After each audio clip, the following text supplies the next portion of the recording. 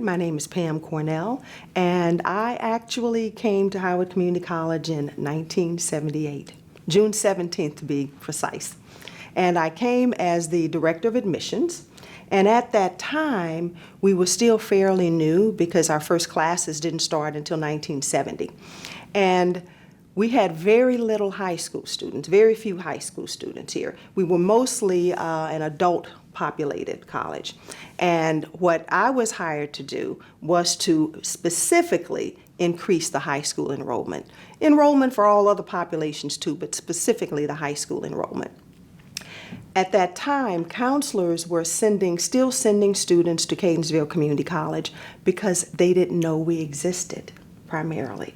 So I had to get out there and beat the bushes, and I went to I think it was like 7 schools at that time. I also created relationships with the principals and all the people in the Board of Education, just all kinds of things to get our name on the map.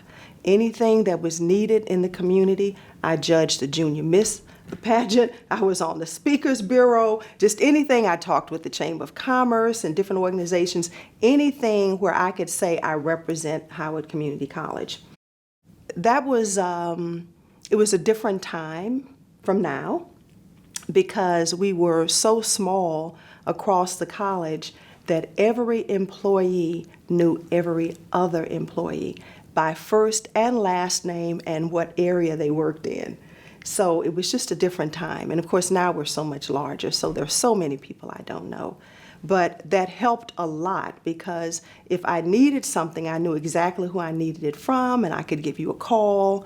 And we also wrote memos during that day. Initially, we didn't all have computers on our desks, so we wrote memos for everything we needed. And usually within a day or two, we had a response back. So it was just a different time. We didn't have all the technology we have today. We were very innovative at that time, and we still are. Innovation was very much encouraged. You had so few people, 1 professional per office, as I mentioned, and everybody was new, and the college was new, and all of the programs were new. So you were allowed to just do your own thing and to be as creative as you possibly could be. And especially for that crew that came on board early, everybody had that same similar personality. So we really enjoyed it, just building programs. We actually went online like 1980 with our admissions process and our registration process.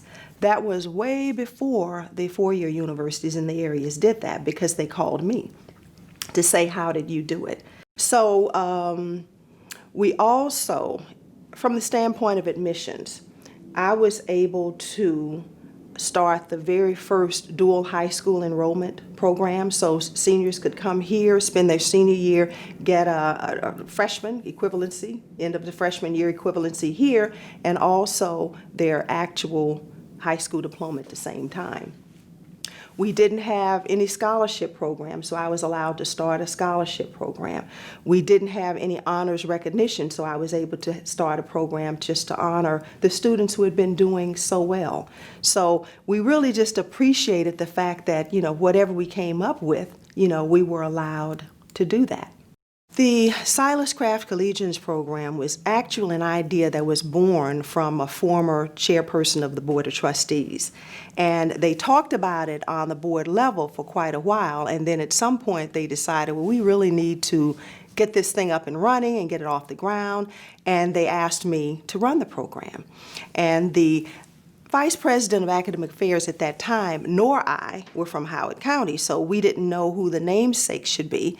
So we just went out into the community and polled some people, and interestingly enough, Silas Kraft was the name that everyone spoke.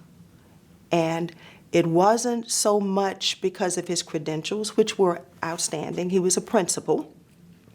It had more to do with how they looked in their faces when they gave us his name, and you could see the admiration they had for him and the respect and the love.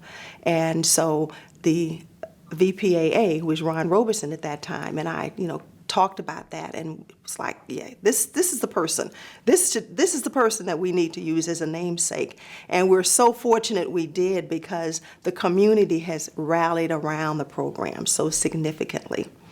As I mentioned, I was the founding director and still serve in that capacity to this date. We have an entering class every year, anywhere from like 25 to 30 students. Sometimes it's been less, sometimes it's been more, but that's been the typical range over the years. And these students come from the Howard County high schools, although we've also been flexible in allowing students from other counties to enter as well. These are students who did not do well in high school, but they are motivated as per not only themselves, because they have certain questions to answer in a very separate admissions application process, but also students who have been identified by teachers, counselors, and the like from the schools. So they have seen some motivation in these students, and they are at the point where, okay, they made it through high school. Now they're facing the challenges of college, but they haven't necessarily picked up all the skills they needed to have had for success, and they are feeling like, okay, now I get a second chance. And we are like a college within a college. So we have our own courses, we have our own faculty, we're HCC faculty. We have a study session. We have special trainings and speakers to come in. We have our own point people in advising and financial aid, because they get to know the students. So it makes it easier, all the way around. So we're like shepherds. We watch them. We make sure they get from point A to point B, that they get the services they need to have. We check on their progress. We also look at retention for one of our benchmarks, and we look at students who are here in the spring after entering the fall. So fall to spring, fall to fall, spring to spring. We look at it in every possible way. That way we know we're always tracking students. We also track their progress, starting as early as the second or third week in the semester, just to make sure they got off on the right foot, and then we continue that, as we go along. We also have success stories. I've worked with students who had below 2.0 in high school and graduated from HCC 3.4, 3.5, 3.6.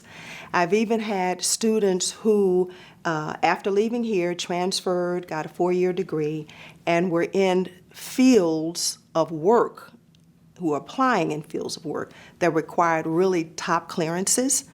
We also have seen many, many patterns of students increasing their GPAs, getting involved in the college, getting involved in the community as well, taking on responsibility for themselves, which they hadn't quite done before. Another very strong impact of the Kraft Collegians program, besides the increase in GPAs and retention and graduation and transfer, has to do with the very personal development of students. So I have witnessed students with increased self-esteem, motivation, responsibility, just a willingness to be their own people. I've seen identities, actually be more solidified in who they were, which then gives them information about what they want to do in their next step, where they want to go, what they want to be, what career they want to follow. So it really has made a difference in students in terms of their personal development. We had one student who actually did not attend her, and she's given me permission to use this story whenever I wanted to, and her father did too. She didn't attend her high school graduation. She was just too nervous to walk across the stage. Her second year in the program, she actually was a student speaker at the Kraft's, our big fundraiser that Hunan Manor puts on for us. She was the one that actually made the presentation from the student end. And the neat thing that happened that evening was that her father was so excited, and he felt so good about that. he stood up and everybody's sitting down. He just stood up and he had his hands like this and his eyes were teary, and he didn't even realize he had stood up, So at some point he realized that, and then he was like, oh, I need to sit down. And I was like, no, you keep standing. That's your daughter there. Look at how far she's come. We're proud of the program. In fact, there is no other program like this across the nation that we've ever been able to find. And we've looked, so we still pride ourselves in being the only program like that. I think what makes HCC would be the people. We've always had a lot of people who really wanted to work, were willing to work hard, were innovative, wanted to build, and were allowed to do that.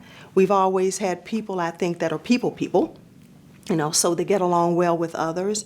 We also have always had a strong spirit of collaboration. I talked a little bit more about innovation earlier, but we have such a strong vein in that. And thinking back, I'm thinking more about how that actually was there, even with the first president, and I was very fortunate to be involved in so much of that, or to be able to spearhead so much of that. We had admissions for our high school students and community people as well. Early on in the 80s, we actually took admissions and advising and registration to the mall. We took that same service actually to the high schools. We also had one of the earlier summer camps for middle school students. The president asked me to run that just to see how it would work. And of course now we have kids on campus and it's very, very successful.